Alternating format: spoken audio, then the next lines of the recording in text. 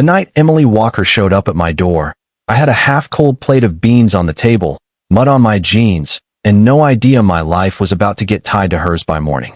It was close to midnight.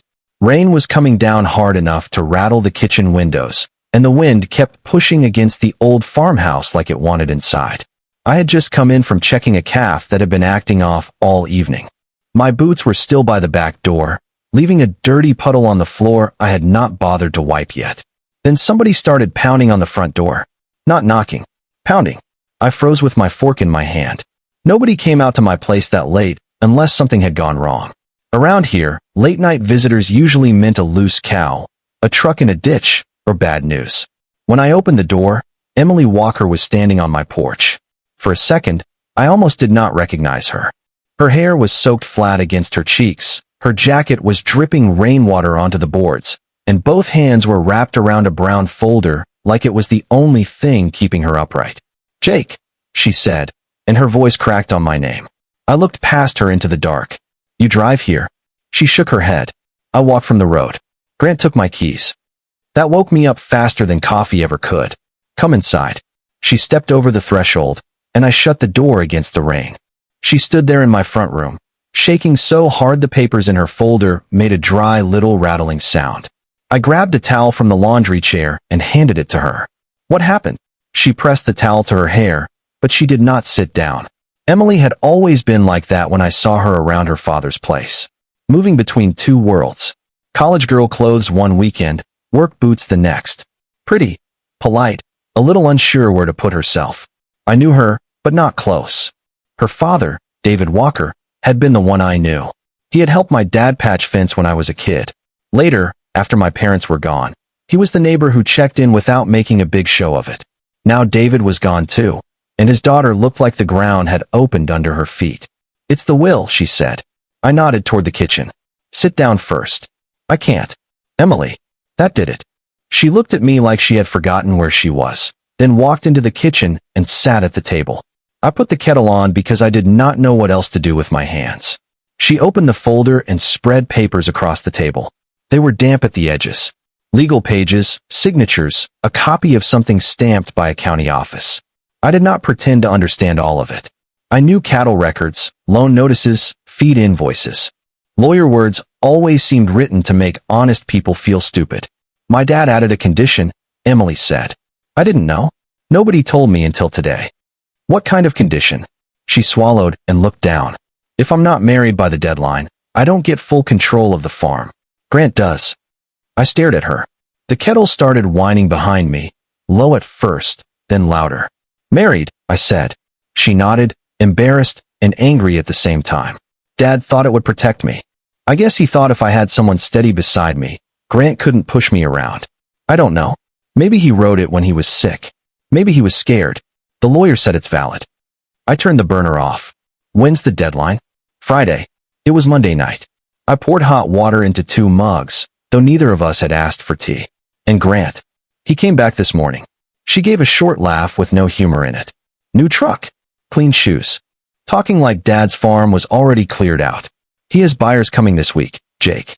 A development company. He said the land is worth more without cattle on it." That put a hard feeling in my chest. I had seen men like that before.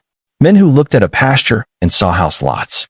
Looked at a barn and saw scrap lumber. They always said the same things. Be practical. Take the money. Move on. Like land was only land, and not years of work buried into every post and ditch. Emily pushed one paper toward me. "Dad wrote your name in a note. Not in the will, but with it. He said if anything happened, you were the one neighbor who would understand." I did not touch the paper. "What are you asking me?" She looked at me then. Really looked. Her eyes were red, but she held my stare. "I'm asking you to marry me." The kitchen went so quiet I could hear rain dripping from her jacket onto the chair. I leaned back. "Emily, I know how it sounds." "I don't think you do." "I do," she said quickly. "I know it's strange. I know it's unfair. But I don't have anyone else. Grant is already telling people I'm too emotional to run the farm. The workers don't know who to listen to. The lawyer keeps saying the deadline like I can change it by worrying harder." I rubbed both hands over my face. I was tired. Too tired for something that big. Too tired for a woman at my table asking me to put my name beside hers on a marriage license like we were signing for a used trailer. Are you trying to use me? I asked. Her mouth opened, then closed. For the first time since she came in, she went still. Yes, she said softly. But not like that. I'm asking for help. I won't lie to you and say it's anything else. That answer hit me harder than a polished one would have. I looked around my kitchen. Same walls my mother had painted yellow. Same table where my father used to spread bills and pretend they were not as bad as they were. Since they passed, I had kept the farm going because stopping felt worse than working myself half into the ground. I knew what it meant to be left with land before you felt ready. I knew what it meant to have people waiting for you to fail. Emily's hands tightened around the mug I had put in front of her. I don't want to lose his farm. I believe that. I could hear it plain. Still, I shook my head. Marriage means something, Emily. I know. No, I mean it. It's not just a box to check. I know, she said again, and this time her voice was smaller. But losing the farm means something too. That was the problem. She was right. I stood and walked to the back door. Through the glass, I could see nothing but rain and the weak reflection of my own kitchen. My place in Walkerland shared a fence line that had been there longer than either of us. Her father had run good cattle. Paid late sometimes, same as everybody, but he kept things decent. If Grant sold it, that fence line would turn into survey flags and machines. I turned back. If I say yes, there's one rule. Emily sat up straight. No lies between us, I said. Not in this house. Not at this table. To the outside, we do what has to be done. But between you and me, we stay clean. You don't pretend this is love, and I don't pretend I'm some kind of hero. We both know what it is. She nodded fast, then slower, like she wanted me to know she understood. Okay. And if this gets ugly, you don't hide things from me. I won't. I looked at her wet hair, the folder, the scared way she tried not to look scared. All right, I said. We'll go to the courthouse in the morning. Her face changed, but not into relief exactly.